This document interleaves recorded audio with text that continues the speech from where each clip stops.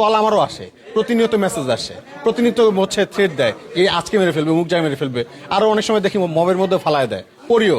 কিন্তু ওই যে বললাম, আল্লাহ আছেন, আল্লাহ তো কমিটমেন্ট দিয়েছেন যে আমার জন্য আল্লাহই যথেষ্ট। যখন আমি আল্লাহর রাস্তায় নামবো, আমার জন্য আল্লাহই যথেষ্ট। আতঙ্কিত বোধ করছেন, আমাদের কাছে না এটা আতঙ্কিত, মানে আমরা আতঙ্কিত হচ্ছি না। কেন হচ্ছে না, এটা আমাদের কাছে নতুন না, এটা তো 1 বছর থেকে হচ্ছে না, এটা আগে থেকেও হচ্ছে। হুমকি দেন, আপনি ন্যায্য কথা বলবেন, দেশের ভালো চাইবেন, মানুষের ভালো চাইবেন, কিন্তু হচ্ছে সিন্ডিকেটের রক্তচক্ষু, হ্যাঁ, সেটা ফেস করবেন, এটা তো হতে পারে না। তো তারা ভয় দেখাবে, কারণ আপনার দায়িত্ব কি? আপনার দায়িত্ব কি ভয় পাওয়া? তার রক্তচক্ষুকে উপেক্ষা করে সামনের দিকে এগিয়ে যাওয়া, এটাই আপনার দায়িত্ব, আমার দায়িত্ব।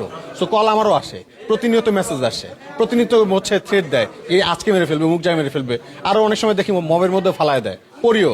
কিন্তু ওই যে বললাম, আল্লাহ আছেন, আল্লাহ তো কমিটমেন্ট দিয়েছেন যে আমার জন্য আল্লাহই যথেষ্ট। যখন আমি আল্লাহর রাস্তায় নামবো, আমার জন্য আল্লাহই যথেষ্ট। সো ওইটুক বিশ্বাস আমরা এখনো আছি। তবে এইটুকু মাথায় রাখতে হবে যে বিপ্লবীদের নিরাপত্তা দেওয়ার দায়িত্ব কিন্তু রাষ্ট্রের, প্রশাসনের। স্বরাষ্ট্র উপদেষ্টা যে সকল কথাগুলো বলছে, মানে মানুষের বয়স হওয়ার সাথে সাথে মানুষের যে হচ্ছে বিবেক বোধ বা চিন্তা শক্তি বা সিদ্ধান্ত নেওয়ার ক্ষমতা লোপ পায়, এটা আমরা এখন এইবার দেখতেছি। এই 1 বছরের অভিজ্ঞতা এটা।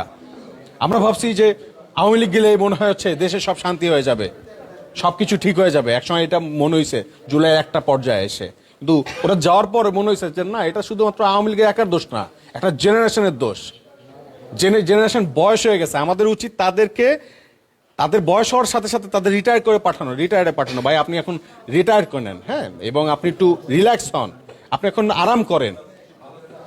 আপনি তাহলে ধরেন একজন আমলা, সে একটা নির্দিষ্ট টাইমে তাকে রিটায়ার করতে হয় না? কারণ কি? কারণ তার ওই শক্তিটা থাকে না, সামর্থ্য থাকে না, তারও চিন্তা করার সক্ষমতা থাকে না। সে সিনিয়র সিটিজেন, তাকে রেস্টে পাঠিয়ে দেয় যে আপনি এতদিন পরিশ্রম করছেন, দেশের জন্য ইফোর্ট দিচ্ছেন, এবার আপনি রেস্ট নেন। কিন্তু বাংলাদেশের সব ক্ষেত্রে, সব চাকরিজীবীর ক্ষেত্রে এটা আছে, কিন্তু রাজনীতিবিদদের ক্ষেত্রে এটা নাই কেন? আপনারা কেন এই প্রশ্নটা তুলেন না যে ভাই আপনি রাজনীতিবিদ, আপনার তো বয়স হয়ে গেছে 75, 95, আপনি চিন্তা করতে পারেন না, নিজে একা হাঁটতে পারেন না আরেকজনের সাপোর্ট ছাড়া, নিজে কথা বলতে পারেন না, আপনি অন্যের কথা কিভাবে বলবেন? এই প্রশ্নটা আপনারা কবে তুলবেন? আপনারা তাদেরকে রিটায়ারমেন্টে পাঠানোর ব্যবস্থা করেন। আপনারা যে কাজটা করবেন, প্রত্যেকে তরুণদেরকে ঠেলে ঠেলে উঠাবেন যে যা কাজ আছে, তোর এখন দৌড়ানোর সময়, তোর এখন পরিশ্রম করার সময়, তোর এখন লাফিয়ে ঝাঁপিয়ে কাজ করার সময়। তুই সিদ্ধান্ত নে, প্রত্যেকটা বাড়ি বাড়ি যা, যে মানুষ কি সমস্যা ভুগতেছে তার কথা শোন, তারপর তার কথাগুলো গিয়ে বল। তুই সংসদে যা, সংসদে গিয়ে কথা বল। আপনারা এই কাজগুলো করেন, তরুণদেরকে সামনে পাঠান। নয়তো হচ্ছে আপনি তরুণদেরকে পাঠাইলেন না, যারা কাজ করার লোক তাদেরকে সঠিক জায়গায় বসে কাজ করাইলেন না, আর আপনি বুড়া মানুষ দিয়ে হচ্ছে, ছাগল দিয়ে কি হাল চাষ হয় ভাই? মানে সরি, আমি এই শব্দটা ব্যবহার করতে চাইনি, কিন্তু ছাগল দিয়ে হাল চাষ তো হয় না।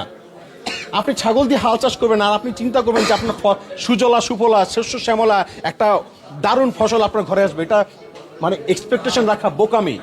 সো বাংলাদেশের সকল সচেতন নাগরিকদেরকে আমরা বলবো যে আপনারা তরুণদেরকে হচ্ছে আপনার যাকে পছন্দ, ও যদি যাইতে নাও চায় ওটা ঠেলে সংসদে পাঠান, যে যা ওখানে তোর দরকার আছে।